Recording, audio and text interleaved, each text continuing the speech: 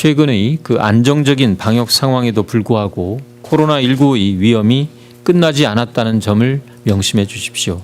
손 씻기, 기침 예절, 마스크 착용 등 방역 수칙을 철저히 지켜주실 것을 당부드립니다. 생활 속에서 거리 두기를 충실하게 이행해서 국민 여러분과 방역 당국이 힘을 합쳐 지금까지 만들어낸 방역 성과를 계속 이어나갈 수 있기를 기대합니다.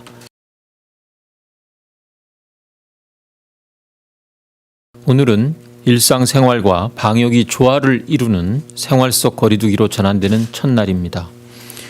정부는 생활 속 거리두기 실천을 위하여 지난 5월 3일 개인의 생활 방역을 위한 5대 기본수칙과 4대 보조수칙, 집단의 생활 방역을 위한 집단 기본수칙을 제시하고 보조수칙으로 31개 유형별 세부 지침을 확정한 바 있습니다.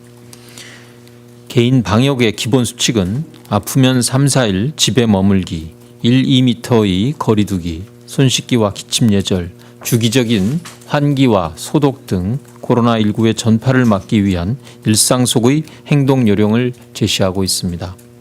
이외에도 마스크 착용과 환경 소독, 고위험군 생활수칙 등 중요한 보조수칙도 함께 제시한 바 있습니다. 중대본 회의에서는 생활 속 거리두기의 세부 실천 계획과 각 부처별 이행 방안에 대하여 논의하고 있습니다.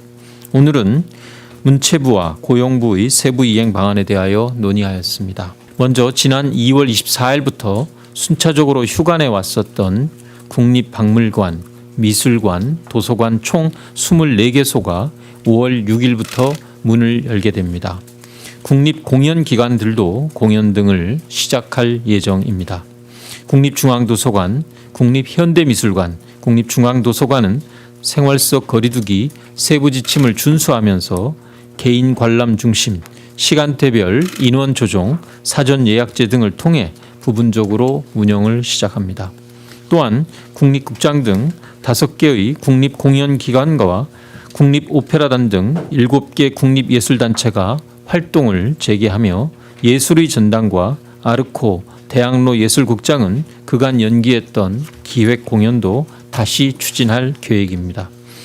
모든 국립시설은 방역관리자 지정, 이용자 증상 여부 확인, 관람 시 좌석은 지그재그 방식의 한 칸 띄어앉기와 같은 세부 지침을 철저히 준수하고 방역관리를 하게 됩니다.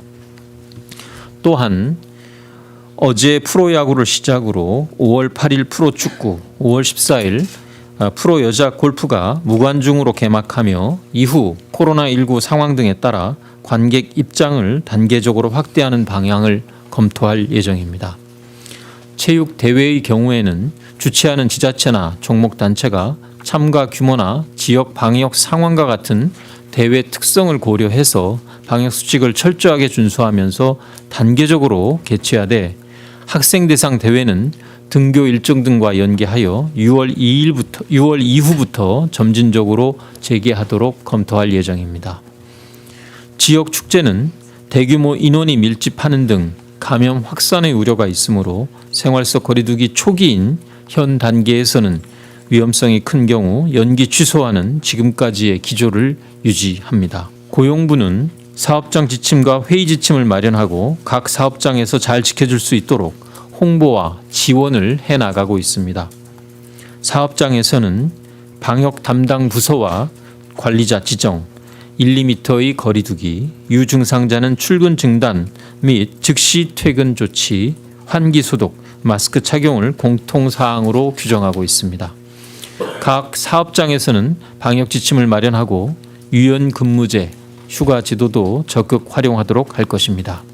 또한 출장은 가급적 줄이고 워크숍이나 교육 연수는 온라인과 영상을 활용하고 대면하는 경우에는 개인위생 수칙을 준수하여야 합니다.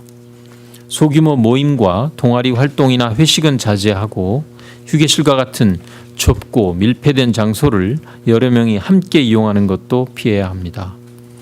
회의 지침에 따르면 가급적 영상과 전화회의를 활용하고 참석 인원을 최소화하고 효율적으로 진행하여야 합니다.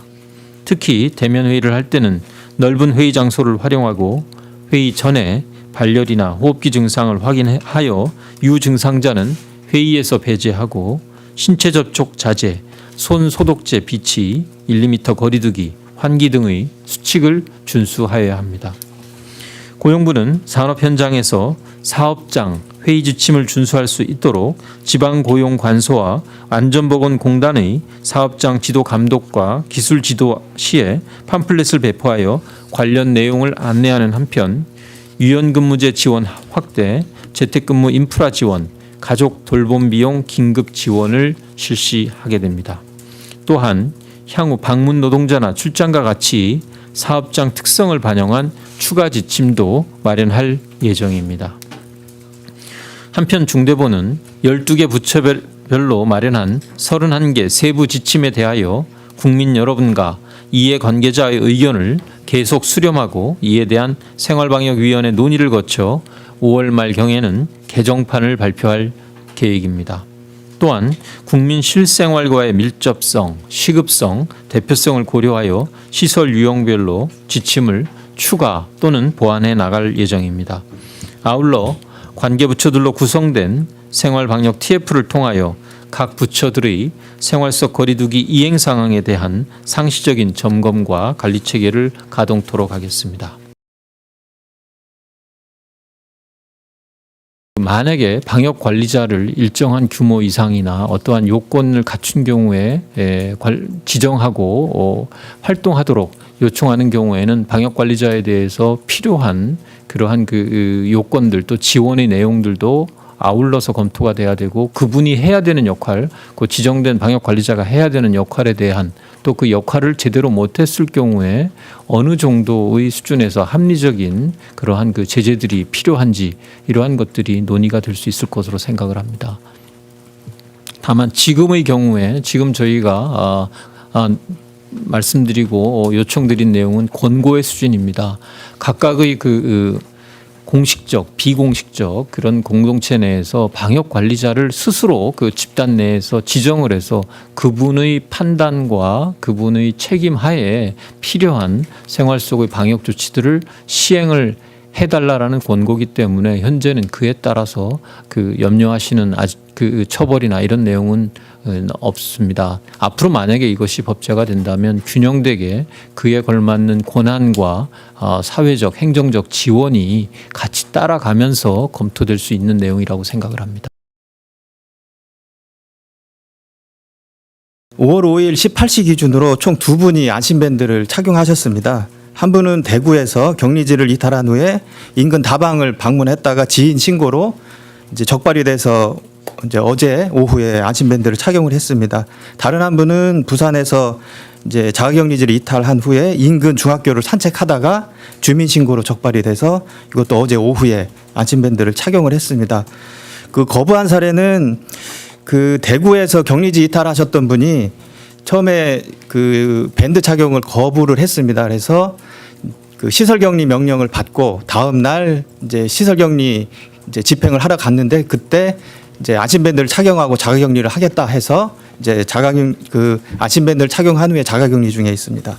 그리고 처음에 안심밴드를 총 3,000개 주문해서 제작을 했는데 아직 그 숫자에는 변동이 없습니다.